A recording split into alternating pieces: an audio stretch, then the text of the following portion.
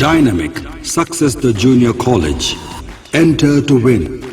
Masters in MPC and BPC. अस्सलाम वालेकुम नाज़रीन, आइए नज़र डालते हैं देश की राजधानी नई दिल्ली और उत्तर प्रदेश से खास खबरों पर। 3 कृषि कानूनों के विरोध में राजधानी के बॉर्डर्स पर प्रोटेस्ट कर रहे किसानों ने 22 जुलाई को संसद घेराव का आह्वान किया हुआ है। किसानों के मूड को देखते हुए दिल्ली पुलिस के अधिकारियों की चिंता भी बढ़ी हुई है, तो वहीं अधिकारी किसानों को मनाने में कोशिश कर रही है। तो वहीं आज किसानों के साथ दिल्ली पुलिस ने मीटिंग भी की है।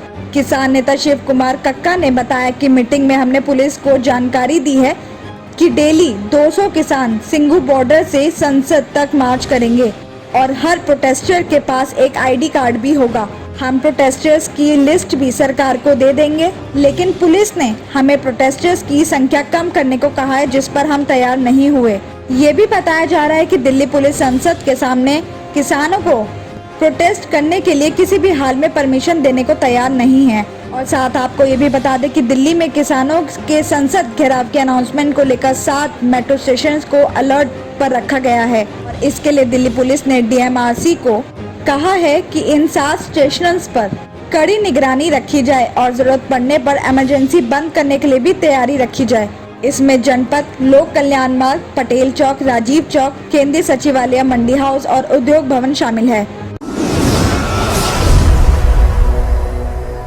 दक्षिण जिला पुलिस ने शराब तस्करी करने वाले एक ऐसे बदमाश को पकड़ा है जो दूध के डिब्बों यानी कैन और अमेज़न की डिलीवरी बैग में छिपाकर शराब की तस्करी करता था। पकड़े गए आरोपी की पहचान गुरुग्राम का रहने वाला चंद्रभान बताया जा रहा है। पकड़े गए आरोपी के पास से पुलिस ने 390 बोतल बरामद की है और यह आरोपी हरियाणा से शराब लाकर दिल्ली में बेचता था। और पता चला है कि आरोपी चंद्रभान के खिलाफ पहले से ही शराब तस्करी के 4 मामले दर्ज हैं। बताया जा रहा है कि फतेहपुर बेरी थाना क्षेत्र के गांव डेरा झील खुर्द के पास पुलिस ने पिकेट लगाई हुई थी और इस दौरान पुलिस की टीम ने बाइक सवार एक शख्स को रुकने का इशारा किया और इस शख्स ने बाइक के दोनों तरफ दूध के डिब्बे भी टांगे हुए थे और साथ ही अमेज़न डिलीवरी का बैग भी टांगा हुआ था। जिसके बाद पुलिस को देखते ही आरोपी ने वहां से फरार होने की कोशिश की, लेकिन पुलिस की टीम ने आरोपी का पीछा करके उसे पकड़ लिया और जब उसके बैग और दूध की कैन की तलाशी ली गई तो दोनों से शराब की बोतलें बरामद हुई।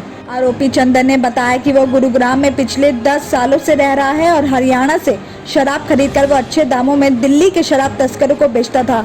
दूध के कैन और अमेज़न के डिलीवरी बैग होने की वजह से उसे कोई पर शक नहीं करता था। पुलिस पकड़े गए आरोपी चंदन से पूछताछ करके इस मामले की छानबीन कर रही है।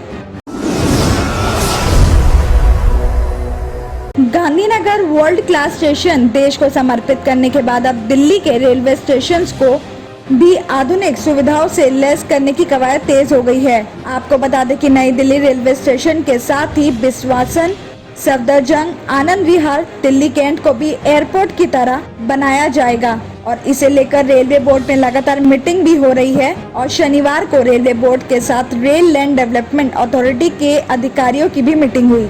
बताया जा रहा है कि दिल्ली का सबसे पहला खूबसूरत स्टेशन सफदरजंग होगा। चाणक्यपुरी में सफदरजंग रेलवे स्टेशन जल्द ही वर्ल्ड क्लास फैसिलिटी से लैस होगा। इस रेलवे स्टेशन के लिए काम भी शुरू कर दिया गया है। शनिवार को हुई मीटिंग में रेल लैंड डेवलपमेंट अथॉरिटी के अधिकारियों के अनुसार बताया गया कि अगले 2 साल में इस प्रोजेक्ट को पूरा करने का लक्ष्य रखा गया है।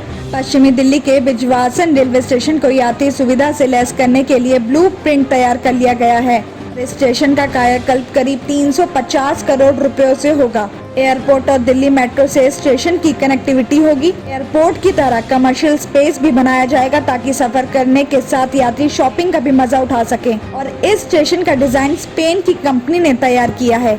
तो वहीं नई दिल्ली रेलवे स्टेशन को मल्टी मॉडल हब के तौर पर तैयार किया जाएगा, जहां एलिवेटेड सड़कों का जाल बिछाया जाएगा और इसे 3 साल में प्रोजेक्ट को पूरा करने का लक्ष्य रखा गया है। और इसी के साथ आनंद विहार रेलवे स्टेशन के दूसरे फेज को भी जल्द शुरू किया जाएगा। राजधानी दिल्ली में हर हफ्ते कोरोना के मामलों में तेजी से कमी आती जा रही है, साथ ही संक्रमण दर भी लगातार कम हो रहे हैं। पिछले एक हफ्ते में केवल 460 मामले सामने आए हैं और संक्रमण दर भी 0.10 5% से कम बना हुआ है। देखा जाए तो पहली लहर के बाद ये आंकड़े सबसे कम हैं। स्पेशलिस्ट का कहना है कि कम हो रहे मामले अच्छा संकेत है। हालांकि वायरस में लगातार चेंजेस भी हो रहे हैं। कई राज्यों में केस बढ़ भी रहे हैं। तीसरी लहर की आशंका को देखते हुए सावधानी बरतने की भी जरूरत है। आपको बता दें कि दिल्ली में मार्च के आखिरी हफ्ते से संक्रमित तेजी से बढ़ने लगे थे, तो वहीं दूसरे हफ्ते आते आते रोजाना 16,000 पेशेंट मिल रहे थे और इसके मुकाबले केवल 11,000 लोग ठीक भी हो रहे थे। साथ ही आपको ये भी बता दें कि पिछले 7 दिन में 10 लोगों ने संक्रमण से जान गंवाई है। इस साल फरवरी के बाद ये संख्या सबसे कम बताई जा रही है। इससे पहले अप्रैल और मई में डेली 200 से ज्यादा मौतें हो रही थी। एम्स के डॉक्टर विजय गुर्जर का कहना है कि कोरोना के मामले और मौतें इसलिए कम हो रही हैं क्योंकि वायरस का फैलाव कम हो गया है। लेकिन चिंता की बात यह है कि वायरस में लगातार चेंजेस हो रहे हैं और कई राज्यों में कोरोना के डेल्टा प्लस वेरिएंट के भी मामले सामने आ रहे हैं, जिस वजह से हमें कोरोना के सभी नियमों का सख्ती से पालन करने की जरूरत है।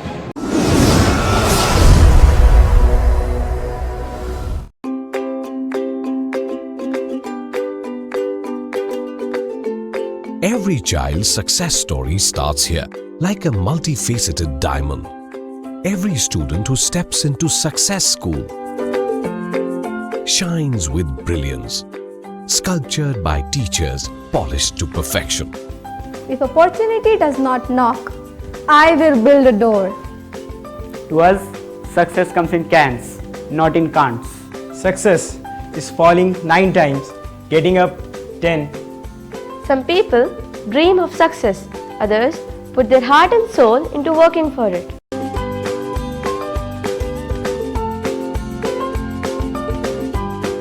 Success, finding oneself.